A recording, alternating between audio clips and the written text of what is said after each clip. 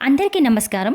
ఈరోజు మన ఛానల్లో 2025 సంవత్సరంలో సద్దెల బతుకమ్మ ఎప్పుడు వచ్చింది, ఆ సెప్టెంబర్ 29 లేక 30 ఎప్పుడు అని తేదీ, వారం, తిథి, నక్షత్రం ఏమిటో, బతుకమ్మ విశిష్టత ఏమిటో, నైవేద్యాలు ఎలా సమర్పించాలో, బతుకమ్మ కథ ఏమిటో, అలాగే ఈ పండుగ జరుపుకునే సాంప్రదాయం అసలు ఎప్పటి నుంచి ప్రారంభమైందో ఈరోజు మనం ఈ వీడియో ద్వారా పూర్తి వివరాలు తెలుసుకుందాం. ఎక్కడ స్కిప్ చేయకుండా పూర్తి వీడియో చూస్తారని ఆశిస్తున్నాను. ప్రకృతిని ఆరాధించే పండుగ బతుకమ్మ. తెలంగాణ సంస్కృతి సాంప్రదాయాలను ఇతర రాష్ట్రాలకు తెలియజేస్తూ 9 రోజుల పాటు అంగరంగ వైభవంగా జరుపుకుంటారు. ఒకవైపు నవరాత్రుల ఉత్సవాలు, మరొక వైపు పువ్వుల పండుగ బతుకమ్మతో తెలంగాణ రాష్ట్రం కలగలలాడిపోతుంది. రంగురంగుల పూలను అందంగా పేర్చి ప్రకృతి పరవశించిపోయే విధంగా ఈ పండుగను జరుపుకుంటారు. కులం, మతం, చిన్న, పెద్ద, ప్రాంతం అని తేడా లేకుండా అందరూ ఈ ఉత్సాహంగా జరుపుకునే ఈ అద్భుతమైన పండుగ బతుకమ్మ. ఇంట్లోని ఆడవాళ్ళు అందరూ కూడా అందంగా ముస్తాబై బతుకమ్మ తయారు చేసి వాటి చుట్టూ చేరి జానపద గేయాలు ఆలపిస్తూ నృత్యాలు చేస్తూ సంబరాలు చేసుకుంటారు. దసరా నవరాత్రుల సమయంలో జరిగే ఈ పండుగను చూసేందుకు రెండు కళ్ళు సరిపోవు. ఏ వీధిలో చూసినా మహిళలు పట్టు చీరలు ధరించి, దగదగలాడే నగలు ధరించి బతుకమ్మను తల మీద పెట్టుకుని ఊరేగింపుగా వస్తారు.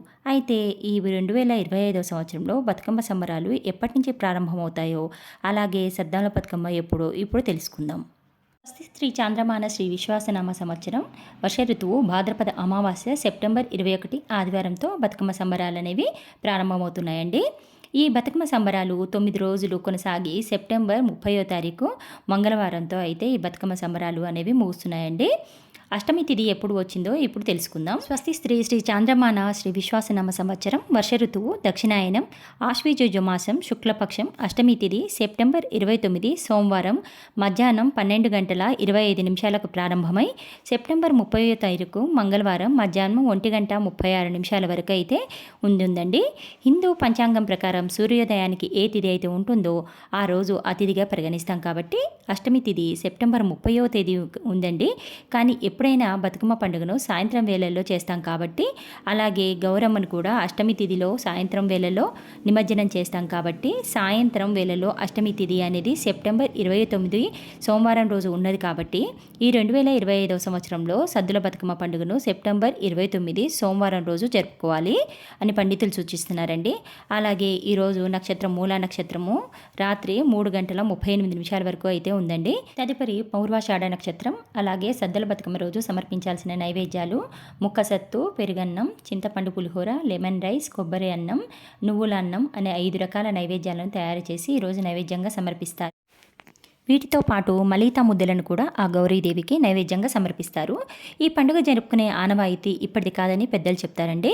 సుమారు 1000 సంవత్సరాలకు పైగా ఈ పండుగను జరుపుకుంటూ వస్తున్నారు. అమ్మ పండుగ జరుపుకోవటం వెనుక అనేక కథలు ప్రాచుర్యంలో ఉన్నాయి. అవేంటో ఇప్పుడు తెలుసుకుందాం. పురాణాల ప్రకారం గౌరీదేవి మహిషాసురుడు అనే రాక్షసుని సంహరించింది. అతడితో యుద్ధం చేసి అలసిపోయిన అమ్మవారు ఆశ్వయుజ పాడ్యమి నాడు నిద్రపోయిందట. అమ్మను మేల్కొల్పేందుకు భక్తులు బతుకమ్మ పండుగ అంటూ పూజలు చేశారు. అలా విజయదశమి సమయంలో అమ్మవారు మేల్కొన్నారని, అప్పటి నుంచి ఈ బతుకమ్మ పండుగ జరుపుకుంటున్నారని కొందరు చెప్తారు. మరో కథ ప్రకారం చోళరాజు ధర్మాంగదుడు పెళ్లి జరిగి సంవత్సరాలు గడిచినప్పటికీ పిల్లలు కలగలేదట. ఎన్నో పూజలు, వ్రతాలు ఆచరించిన తర్వాత అతడి భార్య లక్ష్మీదేవి లాంటి ఆడపిల్లకు జన్మనిచ్చిందట. ఆమె ఎన్నో ప్రమాదాలను తట్టుకొని బతికింది.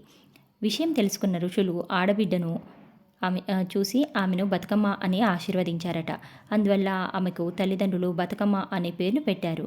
అప్పటి నుంచి బతుకమ్మ ఆడపడుచుల పండగగా మారిందని మరికొందరు చెప్తారు. చైత్రమాసం నుండి దుర్గాష్టమి వరకు తీరొక్క పూలతో బతుకమ్మను పేరుస్తూ ఆడతారు. బతుకమ్మ వేడుకల్లో ప్రతిరోజు ఒక ప్రత్యేకత, రోజుకో ప్రత్యేకమైన నైవేద్యాన్ని గౌరమ్మ తల్లికి సమర్పిస్తారు. 9వ రోజున సద్దుల బతుకమ్మ అంటే ఇక సందడే వేరు. ప్రత్యేకమైన నైవేద్యాలు ఉంటాయి. సద్దుల బతుకమ్మ సాయంత్రం ముగింపు బతుకమ్మ మీద కొలువైన గౌరమ్మను ఆ తల్లి గంగమ్మ ఒడిలో వదిలిపెట్టి మళ్ళీ ఏడాది వరకు బతుకమ్మ కోసం ఎదురు చూసే రోజు అది. సద్దుల బతుకమ్మ నాడు బతుకమ్మలు పెద్దగా పేరుస్తారు. తెచ్చిన పూలను జాగ్రత్తగా తాంబూలంలో వలయాకలంగా రంగులు మార్చుకుంటూ పేరుస్తారు. మొదట తంగేడు ఆకుల పూలు పళ్ళెంలో పెడతారు. అనంతరం తంగేడు పూల కట్టలు ఒక్కొక్కటిగా పేరుస్తారు. మధ్య మధ్యలో ఇతర రకాల పూలను కూడా పెడతారు. తెల్లని గునుగ పూలను రంగులు అద్ది పేరుస్తారు. బతుకమ్మను పేర్చడం అయ్యాక పైన పసుపుతో చేసిన గౌరమ్మను ఉంచుతారు. ఆ తర్వాత బతుకమ్మను తీసుకెళ్ళి ఇంట్లోని దేవుణ్ణి కొలిచే ప్రదేశంలో పెడతారు. కొవ్వొత్తులతో అగరత్తులతో అలంకరించి పూజ చేస్తారు. సాయంత్రం పూట ఊరంతా ఒక్కసారిగా కదులుతుంది. అంతా సాయంకాలం బతుకమ్మలతో ఒక చోటకు చేరుతారు. వాటిని మధ్యలో పెట్టి వాటి చుట్టూ తిరుగుతూ పాటలతో గౌరీదేవిని కీర్తిస్తూ పాడతారు.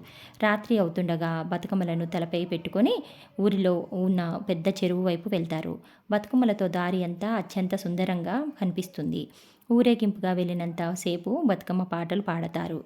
చెరువు వద్దకు చేరుకున్న తర్వాత మెల్లగా బతుకమ్మ పాటలు పాడుతూ నీటిలో బతుకమ్మను జారవిడుస్తారు. పల్లెంలో తెచ్చిన నీటితో ఆడవారు వాయనమ్మ వాయనం అంటూ వాయనాలు ఇచ్చి పుట్టుకుంటారు. ఆ తర్వాత ఖాళీ తాంబూలంతో పాడుతూ బతుకమ్మను కీర్తిస్తూ వస్తారు. మలీదా అంటే చక్కెర రొట్టెతో తయారు చేసిన ముద్దలను పిండి వంటకాన్ని పంచిపెట్టుకుంటారు. ఇంటి నుంచి తీసుకొచ్చిన పెరుగన్నం సత్తుపిండను ఇచ్చిపుచ్చుకుంటారు. ఈ విధంగా బతుకమ్మను నిమజ్జనం చేస్తారు. ఇదండి ఈరోజు వీడియో. ఈ వీడియో కనుక మీకు నచ్చినట్టయితే లైక్ చేసి షేర్ చేసి సబ్స్క్రైబ్ చేసుకోండి. మరొక మంచి వీడియోతో మళ్ళీ కలుసుకుందాం. అంతవరకు సెలవు.